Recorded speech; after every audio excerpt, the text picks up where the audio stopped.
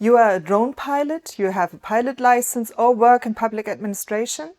Then you may have come across the term U-space. But what actually is U-space, and more importantly, what is it not? That's what this episode is about.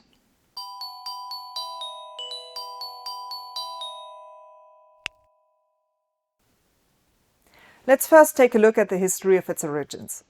The term U-space first came up in 2016 during the High-Level Conference on Drones in Warsaw. The concluding statement of that conference said, among other things, that urgent action was needed to develop a U-space concept. About half a year later, CESAR Joint Undertaking published their U-space blueprint, in which they outlined a rough concept of U-space in a few pages. Around 2018-2019, the European Aviation Safety Agency began their work to develop a regulatory framework for U-space. The result was published in April 2021 in the form of the European Implementing Regulation 2021/664 and became effective on January 26, 2023. After this brief glimpse into the history on U-space, let's now take a look at what U-space actually is. U-space is the European version of a drone traffic management system. U-space is designed to keep drones away from each other and away from manned aviation. U-space is intended to allow a greater number of drone flights to occur simultaneously and safely, which in turn is expected to support the drone market and the development of new services. However, U-space is not intended to be deployed all over a member state, but will be used particularly where increased drone traffic is expected or where manned and unmanned aircraft systems regularly operate side by side. In this context, the decision on establishment and designation is made by the respective member states. If a member state decides to establish a so-called U-space airspace in a certain area, for example in a city, an airspace risk assessment must be conducted before the airspace can be designated as U-space airspace. I'll explain about airspace risk assessments in a later video. In a U-space airspace, different actors have different tasks. The UAS operators are the users of the U-space airspace who want to fly their drones in this airspace. The Common Information Service providers provide the relevant information for the respective U-space airspace, such as its geographical boundaries or special requirements for the drones. U-space service providers, USSP for short, provide U-space services.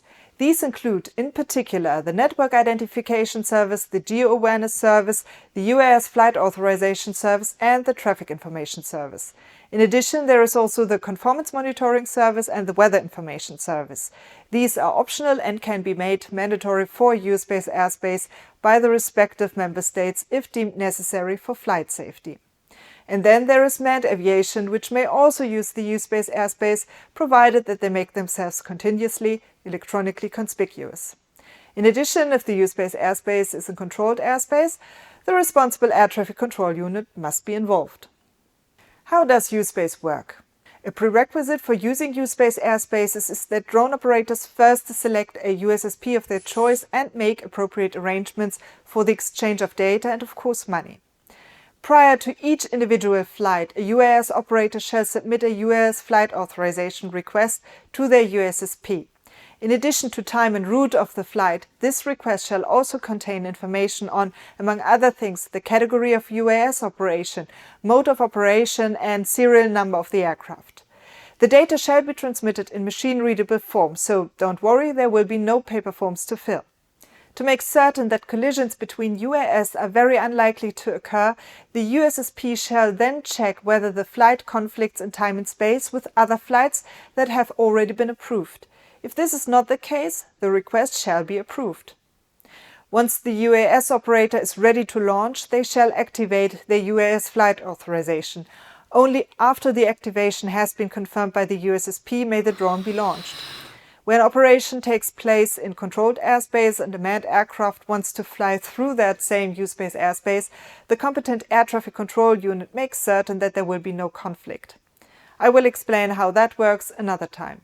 In all other cases, UAS operators are responsible for remaining clear of manned aviation based on the traffic information they receive. The role of the USSP during flights is solely to determine if there are new circumstances which may prevent drone operations from occurring as planned, such as temporary airspace restrictions or conflicting flights of higher priority. A USSP would then notify the concerned US operators accordingly and either update or withdraw existing authorizations. Now, after having addressed some of the requirements on operating drones in U-Space airspaces, I would like to talk about what U-Space is not and cannot do. First, at least for the time being, U-Space is no means to integrate manned and unmanned air traffic.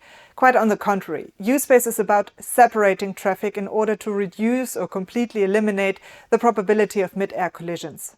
Second, U-Space is no air traffic control service. The air traffic control we know from manned aviation is a real-time traffic control.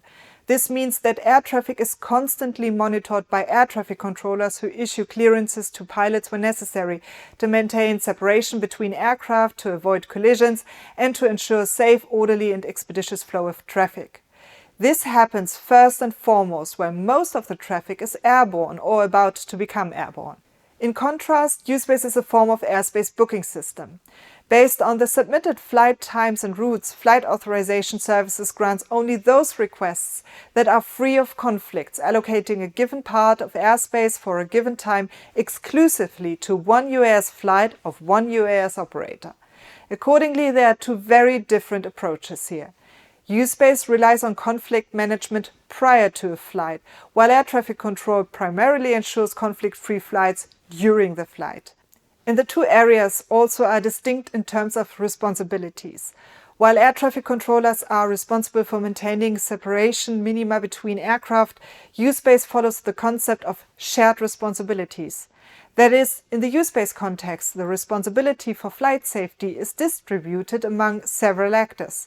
There are UAS operators who are responsible for avoiding collisions with other aircraft.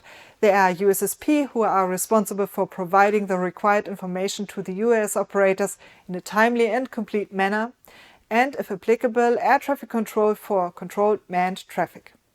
This was a first insight into the topic of U-Space. If you want to learn more about the topic and never miss an episode in the future, make sure you subscribe to the channel and activate the bell. And if there's any aspect of the topic that particularly interests you, feel free to post it in the comments. Thanks for watching and see you in the next video. Bye!